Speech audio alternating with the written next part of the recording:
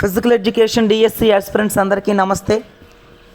మారిన సిలబస్కి అనుగుణంగా క్లాసెస్ చెప్పి అతి తక్కువ టైంలో జాబులు సంపాదించిన పర్సన్స్ వీళ్ళంతా కూడా రీసెంట్గా మన కోచింగ్ సెంటర్కి వచ్చి ప్రణయ్ తన యొక్క కృతజ్ఞతను తెలియజేసుకున్నారు. Thank you so much Pranay. Venkat sir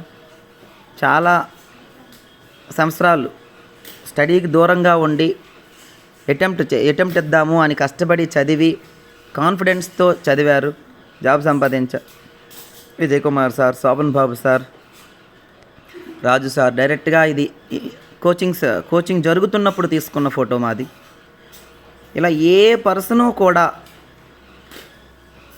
నాకు తెలియని వాళ్ళు లేకపోతే ఎవరినో ఫోటో తెచ్చి పెట్టిన వారు కాదు. ప్రతి ఒక్కరూ ప్రత్యక్షంగా నా దగ్గర కోచింగ్ తీసుకున్న వ్యక్తులు. ఆన్లైన్లో తీసుకున్న వాళ్ళు మనకు అందుబాటులోకి రారు, వాళ్ళ బిజీలో ఉంటారు. ఎవరిస్తారులే ఫోటో, ఏమిస్తాంలే అనుకునే వాళ్ళు చాలామంది ఉంటారు.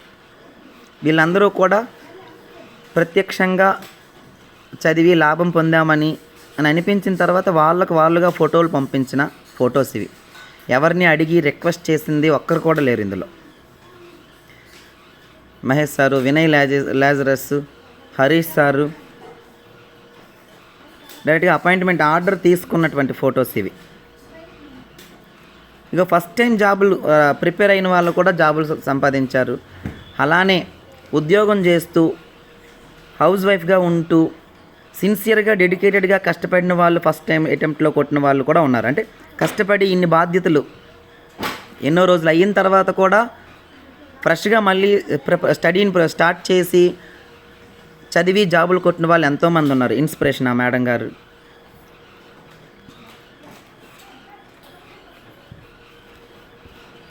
అలానే ఈసారికి ఈ స్నేహితులందరూ ఒక దగ్గర చదివితే ఈయన నా దగ్గర చదివారు. స్నేహితులందరూ కొంచెం నువ్వు ప్రమాదంలో ఉన్నావేమని ఈయన్ని అడిగి అనేవాళ్ళు. చివరికి వాళ్ళు ప్రమాదంలో పడ్డారు. ఎన్నో సంవత్సరాల నుంచి కష్టపడి చదివిన వాళ్ళు జాబుకు దూరం అయ్యారు. కారణం సిలబస్ ప్రకారం చెప్పేవాళ్ళు లేక, సిలబస్ ప్రకారం చదివేవాళ్ళు లేక, అలానే కొత్త సిలబస్కి అప్డేట్ అవ్వక, పేపర్ సెట్టర్ని అర్థం చేసుకోక, ప్రధానంగా ఏం చదవాలి ఏం చదవద్దు అనేది తెలియాలి, చదవకూడనివి తెలియాలి. మనం అన్నీ చదివేస్తున్నాం చాలా.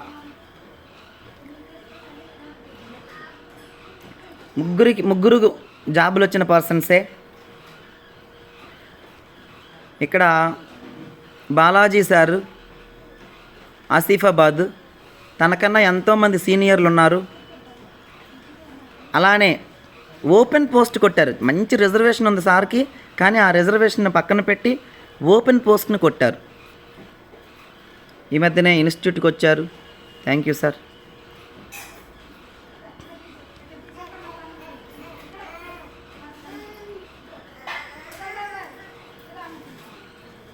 హైయెస్ట్ జాబ్స్ అండి. ఇక్కడ వాళ్ళే ఆల్రెడీ ఈ ఫోటో రిపీట్ అయి ఉంటుంది. 1, 2, 3 ఈ పర్సన్స్ అందరూ జాబులు కొట్టిన వాళ్ళే.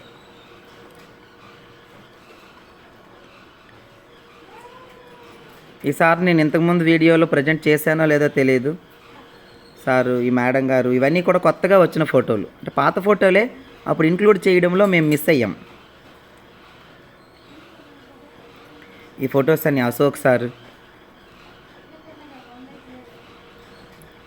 రాజు సార్. స్వయంగా సార్ పెట్టిన మెసేజ్. వరుణ్ సార్, నేను ఖమ్మం డిస్ట్రిక్ట్ నుండి పీఈటీ జాబ్కి సెలెక్ట్ అయ్యాను సార్. అది మీ దయ వల్లే సార్. మీ దగ్గర కోచింగ్ తీసుకోవడం వల్ల జాబ్ కొట్టగలిగా. మా ఫ్యామిలీ మొత్తం. Thank you sir. Raju sir చాలా కృతజ్ఞతగా మీ భావాన్ని వ్యక్తపరిచారు. Thank you so much Raju sir. Appointment order, joining.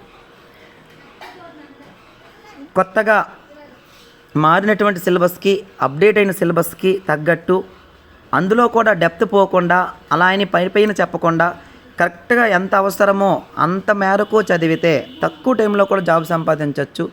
సిలబస్లో చాలా విభిన్నత ఉంది.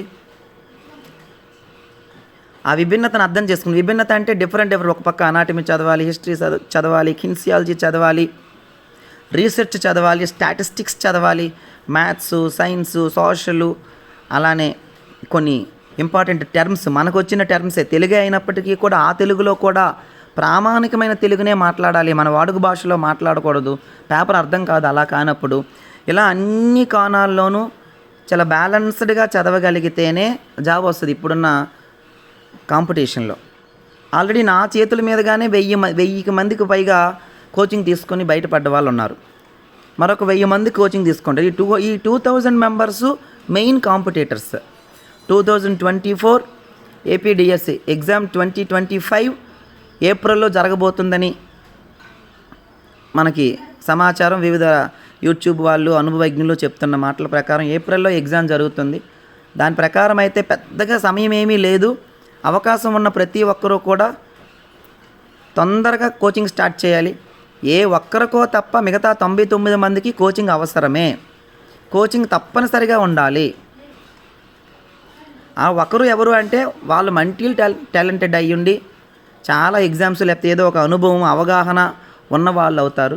వాళ్ళు కూడా రిస్క్ చేయకుండా ఎక్కడో ఒక దగ్గర ఒక గైడెన్స్ ప్రకారం వెళ్తే టైం వేస్ట్ అవ్వకుండా ఏం చదవాలి, ఏం చదవకూడదు, ప్రాక్టీస్ పేపర్సు, సిలబస్ గ్యాదర్ చేసి చదవడం అనేది కష్టం. గ్యాదర్ చేసే పని కోచింగ్ సెంటర్ పని, ఇచ్చినట్టు చదవడం స్టూడెంట్ పని. అలా అయితేనే చక్కగా సక్సెస్ రేట్ పెరుగుతుంది. ఉంటారు కోచింగ్ తీసుకోకపోయినా జాబ్ కొట్టే వాళ్ళు ఉంటారు. బట్ అది 100కో 1,00,000కో జరిగేది. వారిని పరిగణలోకి తీసుకోవడం కరెక్ట్ కాదు. 100% కోచింగ్కి వెళ్ళడమే కరెక్ట్. అఫ్కోర్స్ నేను ఏదైనా ఎగ్జామ్కి వెళ్ళినా సరే కోచింగ్కి వెళ్ళే ఎగ్జామ్కి వెళ్తా. ఎందుకంటే చాలా టైం అనేది వేస్ట్ అవుద్ది మనముగా గ్యాదర్ చేసుకుంటే.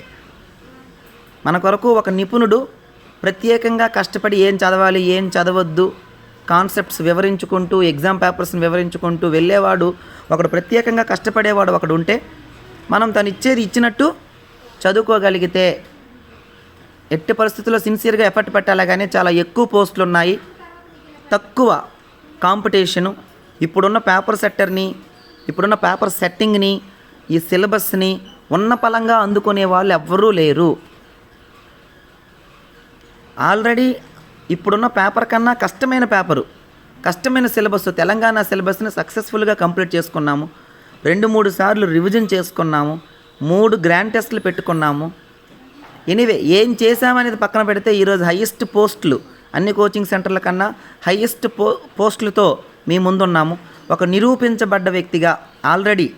తర్వాత ఏమవుద్దా అనేది ఇంకా ఎస్ఏపిఈకి కోచింగ్ ఒక్క బ్యాచ్ని కూడా కంప్లీట్ చేయని వాళ్ళు ఉంటారు. ఎస్ఏపిఈకి కంప్లీట్ చేయడం అంటే సిలబస్ కంప్లీట్ కాదు, ఎగ్జామ్కి పంపించలేదు ఇంతవరకు ఒక్కసారి కూడా. అటువంటి అనుభవం లేని దగ్గర రిస్క్ తీసుకోవడం కన్నా జాబ్ వచ్చిన వాళ్ళని, నేను వాళ్ళు కాదు, ఎవరెవరో చెప్పిన మాటలు కాకుండా జాబ్ వచ్చిన వారిని మాత్రమే అడగండి. అది ఎవరి ద్వారా జాబ్ రాని, జాబ్ వచ్చిన వారిని మాత్రమే అడిగి వారి అనుభవాన్ని తెలుసుకోండి. అది ప్రామాణికం. అందరం ఎవరికి వాళ్ళే బాగా చెప్పే వాళ్ళమని చెప్పుకుంటాం, ఎవరికి వాళ్ళు, అది తప్పు కూడా కాదు. కాంపిటీషన్ ఫీల్డ్లో ఉన్నాం కాబట్టి ఎవరి స్ట్రెంగ్త్లు వాళ్ళు చెప్పుకుంటారు. అందులో ఎంతవరకు నిజము అబద్ధము అన్నీ ఉన్నాయి, క్రాస్ చెక్ చేసుకోవాల్సింది అభ్యర్థి, యాస్పిరెంట్. అది ఎవరితో క్రాస్ చెక్ చేసుకోవాలి? జాబ్ లేకుండా ఆల్రెడీ కోచింగ్ తీసుకుంటున్న వ్యక్తి దగ్గర కాదు, జాబ్ వచ్చిన వ్యక్తి దగ్గర. రెండో స్థానంలో అప్పుడు ఆల్రెడీ కోచింగ్కి వెళ్ళిన విద్యార్థి దగ్గర అడగాలి. బట్ మొదటి స్థానం ఎవరికి ఇవ్వాలి అంటే జాబ్ వచ్చిన వారి సలహాకే మొదటి స్థానం ఇవ్వాలి. ఆ తర్వాత ఫీల్డ్లో 2-3 దగ్గరలో కోచింగ్ తీసుకున్న వాళ్ళు ఉంటారు, వాళ్ళకి డెఫినెట్గా తెలుస్తుంది ఎక్కడైతే ఈ ప్లస్ పాయింట్ ఉంటుంది, ఎక్కడైతే ఈ ప్లస్ పాయింట్ ఉంటుంది. ఇలా అన్ని రకాలుగా విశ్లేషించి